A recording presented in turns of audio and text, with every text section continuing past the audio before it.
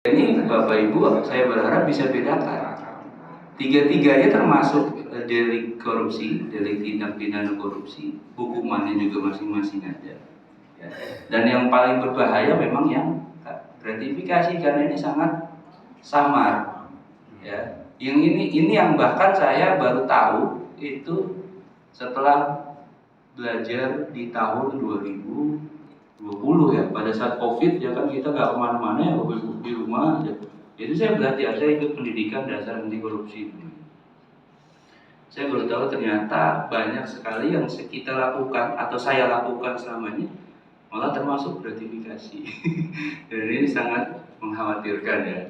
Ya berharap sih Bapak Ibu memang sudah terhindar dari perilaku-perilaku tersebut. Tapi bagi yang memang baru tahu juga, ayo sama-sama kita menjaga diri dan menjaga lingkungan kita, menjaga anak cucu kita, keluarga kita, supaya paham, yang pertama paham, yang kedua bisa menghindari, dan yang terakhir bisa mengingatkan orang lain. Nah, yang ketiga ini terkait mengingatkan orang lain.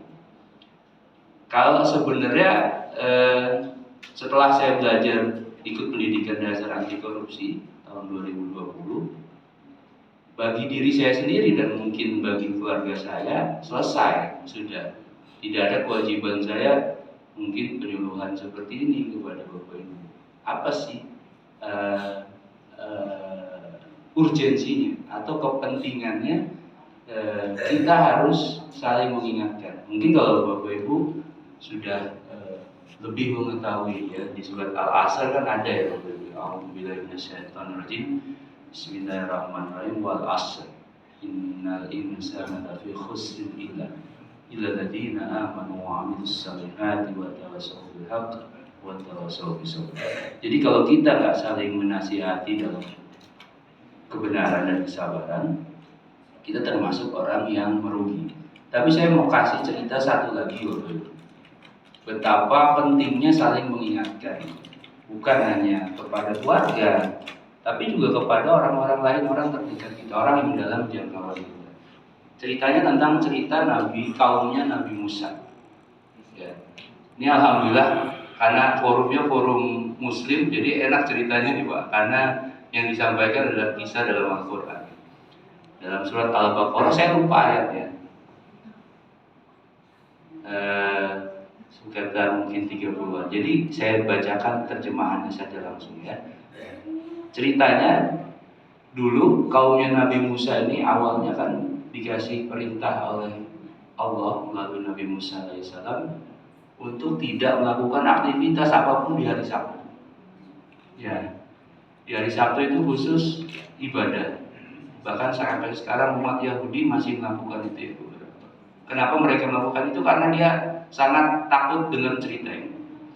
Jadi ancaman, bahwa waktu itu belum ada ancamannya ya. Jadi ajarannya adalah hari Sabtu khusus beribadah dan tidak boleh lakukan aktivitas lain. Nah, kaumnya Nabi Musa yang tinggal di pesisir laut yang berprofesi sebagai nelayan ini mengalami dilematis karena di hari Sabtu itu ternyata ikannya banyak yang datang ya, banyak yang gampang diambil lah gitu ceritanya. Akhirnya ada sebagian golongan kaumnya Nabi Musa dia ngakalin perintahnya nabinya. Dia hari Jumat malam pasang jaring, terus hari Sabtunya dia ikut ibadah sama yang lain. Nanti Minggu paginya dia angkat jaringnya dan diambil ikan. Di hari-hari lain karena tidak ada ikan atau ikannya sedikit, justru di hari Sabtu ikannya banyak. Dan ini adalah ujian dari Allah kepada kaum Nabi Musa. Nah, kaum Nabi Musa terpecah jadi 3 golongan ya. Yang pertama yang tadi yang masang jaring. Yang kedua yang memang dia taat. Dia ibadah di hari Sabtu, dia nggak masang jaring, dia nggak lakukan apapun, dia nggak akali.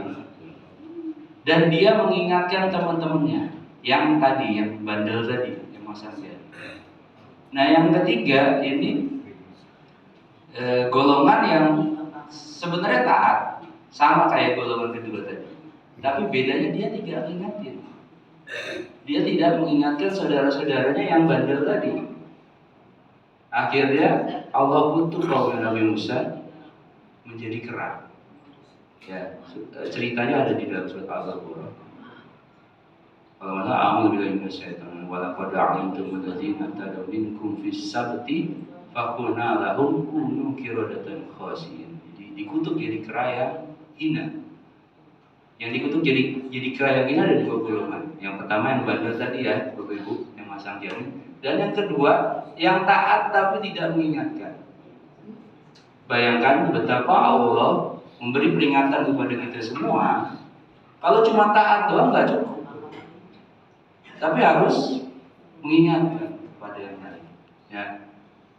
Ya, ikhtiar saya pada subuh ini adalah bagian dari ikhtiar saya mencoba, bukan bermaksud menggurui, cuma kebetulan karena memang tugas saya dan ada data yang tadi ya 40% masyarakat Indonesia belum memahami gratifikasi, maka ini adalah kewajiban saya untuk mengingatkan. Dan saya yakin Bapak Ibu mungkin sudah lebih memahami kondisi ini, permasalahan ini, dan bahaya korupsi ini memang sudah bukan lagi hal yang biasa. Ya, bayangkan ketua KPK-nya aja, ketua Komisi Pemberantasan Korupsi aja korupsi. Berarti kan ini bukan kejahatan yang biasa lagi, ini kejahatan yang luar biasa. Kok bisa ketua KPK dipilih, diangkat oleh presiden, malah korupsi? Justru orang yang harusnya menjadi teladan ya, bukan hanya teladan, tegas, tapi malah memberikan contoh yang